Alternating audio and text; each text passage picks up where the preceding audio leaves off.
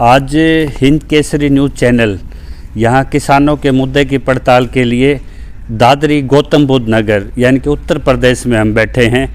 और जो पीछे आप जैसे कि ये बोर्ड से आपको दिखाई देता होगा, अनिश्चितकालीन धरना चला हुआ है और लैंड एक्विजिशन एक्ट, इस लैंड एक्विजिशन एक्ट का जितना मजाक खुद सर्वदलीय और बहुमत से सुमित्रा महाजन की अध्यक्षता में ये पार्लियामेंट में पास हुआ था और जिसका अपमान और जिसका मिसयूज शायद वर्तमान बीजेपी सरकार से ज़्यादा आज तक सत्ता में किसी ने नहीं किया। 1 जनवरी 2014 से पूरे देश में प्रभावी तौर पे लागू है, लेकिन मजाल है किसी भी स्टेट में जो इसके ट्रिब्यूनल जो बेनिफिट्स देखने हैं, जिनको नए भूमि अधिग्रहण के तहत व्यवस्थाएं देखनी है, उनके लिए आज तक ट्रिब्यूनल का निर्माण भी नहीं हुआ। और नतीजा ये होता है कि एक्ट खाली किसानों की ज़मीनें छीनने के हथियार बन के रह गए, या कानून की अनुपालना की सबसे बड़ी जिम्मेदारी उस कानून के निर्माताओं पे, पॉलिसी मेकर पे, एग्जीक्यूटिव पे ज़्यादा है या उस किसान पे ज़्यादा है जो ज़मीन तो छीन गई, लेकिन एक्ट के हिसाब से जब वो पर्चा लेके पहुंचता है पेटिशन की शक्ल में तो ट्रिब्यूनल भी वहाँ नहीं मिलता। तो इसी तरह से संघर्ष से उपजा ये आंदोलन और राष्ट्रीय यहाँ के नेता सुनील फौजी जी और हमारे साथी हैं यहाँ पे ये जितेंद्र चौधरी, भोड़की के नाम से भी ये प्रदेश अध्यक्ष के रूप में मशहूर हैं। और मुख्य मांगे इन्होंने जो आफ्टर बेनिफिट होते हैं जो लैंड एक्विजिशन के, जिसको लार एक्ट भी बोलते हैं, यानी कि रिहेबिलिटेशन रीसेटलमेंट। और अब तो स्थिति ये आ गई कि जो उसमें एक लिमिट दी गई थी एक्विजिशन में कि इससे ज़्यादा किसी ज़िले में ज़मीन नहीं ली जाएगी। उत्तर प्रदेश में एक वर्स्ट एग्जाम्पल ये बना कि इन्होंने समानांतर तौर पे सीधे किसान से ज़मीनें खरीदी और सीधा जो वो था फेरा का और इसमें प्रवर्तन निदेशालय के जो एक्ट का उसका सीधा उल्लंघन, और किसान से सीधी ज़मीन खरीद के यहाँ 90-100 के गाँव की पंचायतें भंग कर दी जाती हैं। मतलब संविधान को दाव पे लगा दिया जाता है और यात्राओं में अयोध्या की तरफ लोगों का मुंह कर दिया जाता है, लेकिन किसान के सवालों के लिए आज सरकार के पास कोई पॉलिसी नहीं, कोई जवाब नहीं। हम जान लेते हैं प्रधान जी से। नमस्कार जी। नमस्कार जी। ये क्यों बैठना पड़ा जी आपको यहाँ पे? हमें जो हमारे अधिकार है वो ना दिए जाने की वजह से हमें यहाँ बैठना पड़ा कि इन्होंने जो हमारे जो भूमि हमसे खरीदी वो रजिस्ट्री से खरीदी। उसके बाद में जो हमारा एक आंदोलन चला 2011-12 से, उस आंदोलन का समझौता हमारा हुआ 2013 में। 13 में समझौता होने के बाद में हमें वो लाभ नहीं दिए गए। इन्होंने अपना काम बंद कर दिया बिल्डर ने काम बंद करने के बाद में अब दोबारा से जब काम स्टार्ट किया तो इसने एक दूसरा नया बिल्डर ला करके अपने बीच में खड़ा कर दिया। अंचल बिल्डर ने, सर्वोत्तम बिल्डर। ग्रेटर नोएडा में कितने बिल्डर हैं? तो बिल्डरों का जाल बना हुआ, बिल्डरों का जाल है। तो यहाँ तो जितने भी भूमाफिया सभी है। जितेंद्र भाई, जब आपका अनुबंध किसी प्राइवेट बिल्डर से हुआ जी, वो कनपट्टी पे पिस्टल तो थे नहीं आपके? नहीं। तब आप भी तो लालच में आके कानून को साइड में रख के डील कर रहे थे। हमें बहुत सारे सपने दिखाए गए कि आपको ये लाभ मिलेगा, नौकरी भी मिलेगी, सारे ही लाभ हमें सपने दिखा करके ही तो खरीदी गई है। इतना तो पागल कोई भी नहीं है कि भाई जो ऐसे अपनी ज़मीन को, मतलब आपका कहना है ब्रीच ऑफ प्रॉमिस हुआ है जी, विश्वासघात हुआ। तो इसके लिए किस संबंधित एजेंसी के पास आप गए हैं? इस बीच में हम जो हमारे प्रशासन है, शासन है, उन सब से हमने अपनी बातें रखी और ये शासन के बीच में हमारे समझौते भी हुए हैं इस चीज़ को लेकर के। अगर हम कहीं गलत होते तो समझौता भी नहीं होता 2013 में हमारा।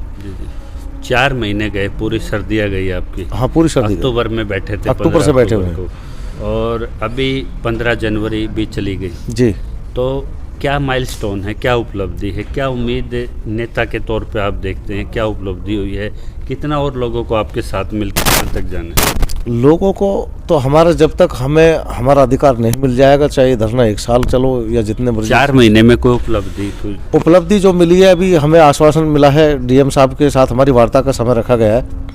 अभी हमने इसके ऑफिस का घेराव किया था बिल्डर के, तो अभी हमें डीएम साहब से 27 तारीख का टाइम मिला है। 27 तारीख को हमारी वार्ता होगी इसी विषय को लेकर के।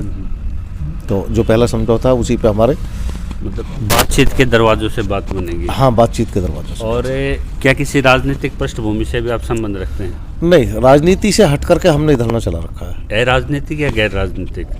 ये राजनीतिक। मैं जानना चाहूँगा, अभी आगे चुनाव भी आएंगे जी। लोग विधायक के लिए भी किसान नेताओं का चोला पहन के भी आते हैं, तो क्या ये उस तरह की मुहिम नहीं कि भाई टेबल डिप्लोमेसी से इस तरह की चीज़ें चलती रहे और किसान? बिल्कुल सही कह रहे हैं आप। हम सांसद के पास भी गए, अपने विधायक के पास भी गए कि कल को वो हमारे सामने वोट मांगने के लिए आएंगे, हमारे बीच में आएंगे, तो उनको भी हम ऐसे ही आईना दिखाने का काम करेंगे जैसा इन्होंने हमारे साथ किया। अब उन्हें हमारी पहल करनी चाहिए। वह हमारा सांसद है, विधायक है, तो उनको हमारे बारे में सोचना चाहिए। किसान हैं, हम भी तो वोट देते हैं, हम ही बनाते हैं उनको। और सिर्फ चुनाव के टाइम आपको याद करेंगे? याद करेंगे। अभी तो हमने उनको सारे पेपर सौंप दिए, सारी चीज़ें बता दी, मुख्यमंत्री से हमारा काम कराया जाए, तो उनका कोई जवाब नहीं। तो मुख्यमंत्री के तो दरवाजे खुले रहते हैं हमेशा उत्तर प्रदेश के, सबका साथ सबका विकास। वो तो मंदिर में चादर पहन के सीधे बैठे मिलेंगे, घंटी बजाइए और अपनी बात रख लीजिए। ये सब कहने के लिए है, ये सब कहने के लिए है। आज तक किसी के लिए कोई ओपन दरवाज़ा नहीं है। इतने जितेंद्र जी, राम राज आ चुका है, आज रामलला की वहाँ स्थापना है, सीधे कोई भी जाए उत्तर प्रदेश के प्रधानमंत्री से और सीधा मिल सकता है। कोई रामराज नहीं है, ये गुंडा राज है जी। ये इनका गुंडा राज है। बीजेपी एक अपना ही सब कुछ इन्होंने बना रखा है। इनको जब जो मर्जी करना है अपने हिसाब से करते हैं। ये इसमें ना कोई किसानों की है, ना कोई मजदूर की है, किसी की कोई सुनवाई नहीं है इसमें। तो जो बड़े प्रधान सेवक हैं, यूपी के छोटे प्रधान सेवक, वहाँ भी कोई सुनवाई नहीं है? कोई सुनवाई नहीं। हमने तो लेटर भेज रखे हैं, सब ज्ञापन सब भेज रखे हैं इनको। भाई वैसे नहीं तो हमने वैसे भी बाई कोरियर पहुँचाए हैं। लेकिन आपने तो बहुमत से जिताया है इनको यूपी में। बहुमत से जिताया, वोट दिए हमने इनको, इसी उसमें दी थी लालच में कि हमारा कहीं ना कहीं विकास होगा, लेकिन हमारा कोई विकास और कोई सुनवाई नहीं हमारी। ये क्या क्या नुकसान हो रहा है आपका ये इम्प्लीमेंटेशन नहीं होने के कारण? नुकसान तो हमारा बहुत सारा नुकसान क्या नहीं है। थोड़ा बताएंगे क्या, जैसे किसानों को क्या क्या नुकसान हो रहा है? किसानों को तो किसानों को मिल ही क्या रहा है? हाँ जी, हाँ जी। किसानों को मिल क्या रहा है? किसान के लिए मतलब किया ही क्या है इन्होंने? तो आप कभी न्यायालय की तरफ गए हो? न्यायालय में हमारे सुनील फौजी हैं जी, लगातार वो न्यायालय से जुड़े हुए हैं। न्यायालय में भी हम लड़ाई लड़ रहे हैं, हमारा केस भी टला हुआ है। वहाँ से कोई डायरेक्शन आई हो बिल्डर को, प्रशासन को? कोई डायरेक्शन तो उनको नोटिस बराबर पहुंच रहे हैं, लेकिन उसका कोई जवाब नहीं दे रहे हो। आपने एक किसान पंचायत भी की थी यहाँ, बड़ी महापंचायत की हमने। जी जी, सभी हम भी उसमें आए थे, हरियाणा के संगठन भी आए थे। जी जी, और सभी प्रदेशों से आए थे, सभी प्रदेशों से। तो उसके बाद भी कोई बात आपकी सिरे नहीं? तभी ये आगे स्टेप बढ़ा है जी, जो डीएम से वार्ता के लिए हमारी जो आगे बढ़ी है, तभी बढ़ा। उसके बाद डीएम के साथ आज वार्ता भी प्रस्तावित है, क्या आउटकम आते हैं। लेकिन उससे पहले डीएम सुने ना सुने, लेकिन दिल्ली के औचंदी बॉर्डर पे दिल्ली किसान अधिकार मोर्चा यानी कि HT लाइन के प्रोटेस्ट को लेकर यूपी में भी बहुत सारे गांव प्रभावित होंगे, जहां अदानी ग्रीन प्रोजेक्ट और जो 5G अंबानी के जो जियो उनका वो नेटवर्क उससे एक्सपेंड कर रहे हैं। एक लिमिटेड कंपनी से प्रभावित 5 स्टेटों के आंदोलन के युवा संयोजक, उन तक आवाज़ जरूर पहुंचती है और वो तुरंत विलम्ब के यहाँ पहुंचते हैं। हाँ जी, नमस्कार जी। कैसे देख रहे हैं आप ये रामराज वाली बात? तो यहाँ पलटवाई जमीन उत्तर प्रदेश में जब आके हमने देखी। बस यही है कि जी मीडिया में जो दिखाया जाता है ना, वो लगभग 90% झूठ होता है। अपनी तरह से मोटिवेटेड करके ये लोगों को बहला फुसला रहे हैं। हम सोचते हैं कि वहाँ काम हो रहा है, ये सोचते हैं कि हमारे वहाँ काम हो रहा है। बस ये कभी अपना इनमें बांट दें, भाई उत्तर भारत में हो रहा है, साउथ भारत में हो रहा है, तो इस तरीके से बांटा जा रहा है कि दिखाया जा रहा है कि वहाँ काम हो रहा है। मतलब रॉन्ग परसेप्शन डिविजन्स में डाला जा रहा है। बस।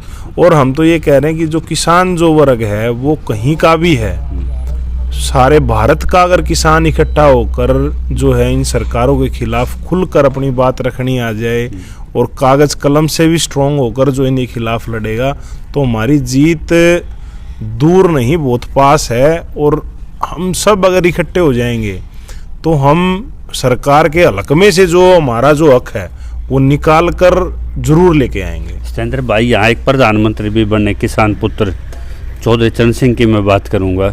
उन्होंने सत्ता तक भी पहुँच के दिखाया, लेकिन उनकी आर्थिक मदद तोड़ के विश्वासघात करके इन्हीं संघ वालों ने, और उनकी सरकार मेरे ख्याल में साल भर के अंदर गिरा दी थी।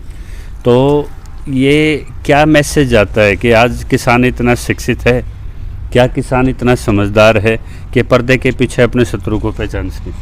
सोचना पड़ेगा जी किसान को। अगर वो सोचे समझे नहीं गा, ऐसे ही डपली बचाता रहेगा कभी किसी पार्टी कभी किसी पार्टी की।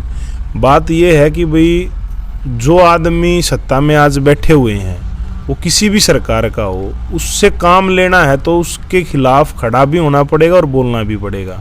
ये परसेप्शन जो है कि भाई नहीं ये तो हमारा आदमी, हमने इसको वोट दी है, या भाई आगे भी यही आएगा, ये चीजें लोगों की गलत है। ये काम तो उनके कार्यकर्ता भी हाँ, ये तो उनके कार्यकर्ता भी करेंगे। मेरा तो किसानों से ये कहना है कि जिस दिन अपने वोट दे दी, मान लो वोट देगा वो बन गया, उसी दिन से उसके खिलाफ खड़े हो जाओ, उसके सामने खड़े हो कि भाई हाँ मेरा ये काम है, क्यों नहीं कर रहा तू। मतलब 5 साल रखवाली करनी हमने पड़ेगी। ऐसा भी देखा जी, हाँ 5 साल उससे काम लो, काम कर नहीं करता तो उसके खिलाफ खड़े हो।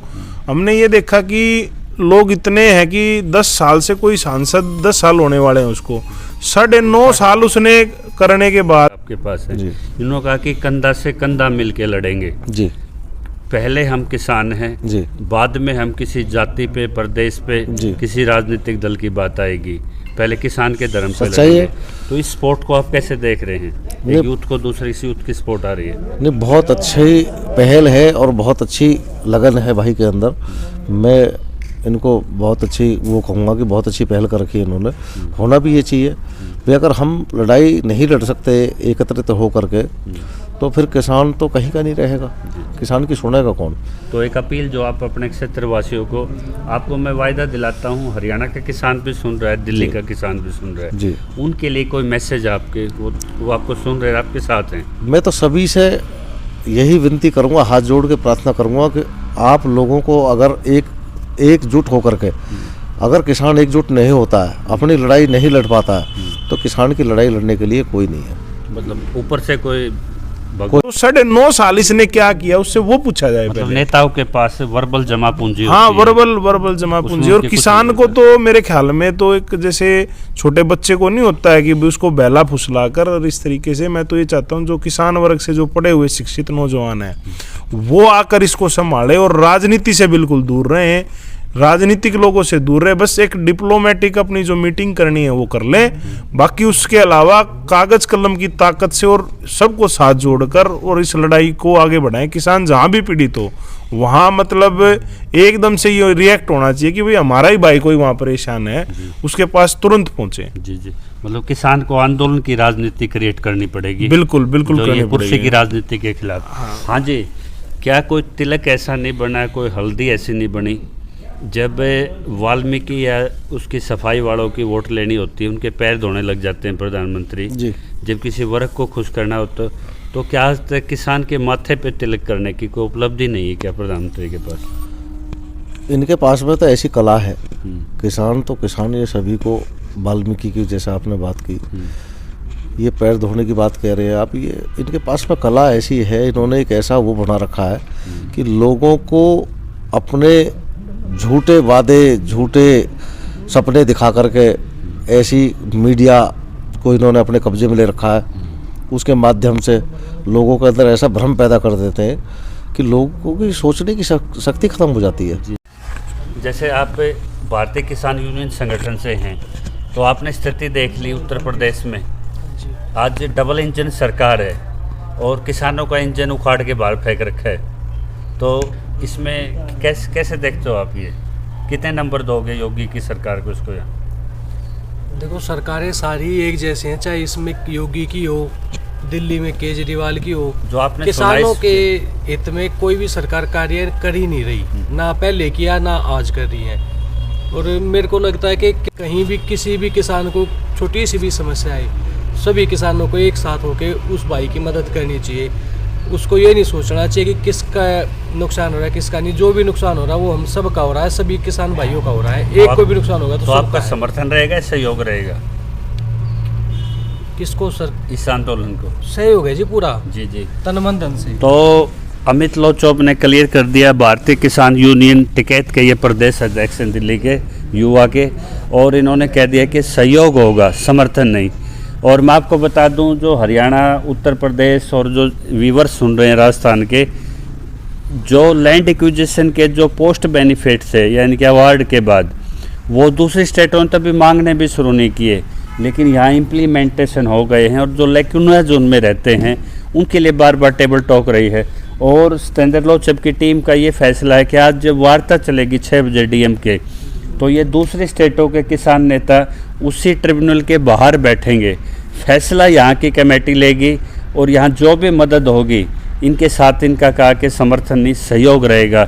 तो आज ये गैदरिंग दिखाती है कि सीमाओं बॉर्डर से बाहर किसान एकता है और ये मिलके यदि बातें करें, शिक्षित तरीके से अपने अधिकारों पे खड़े हों तो कभी ना कभी मंजिल दूर नहीं।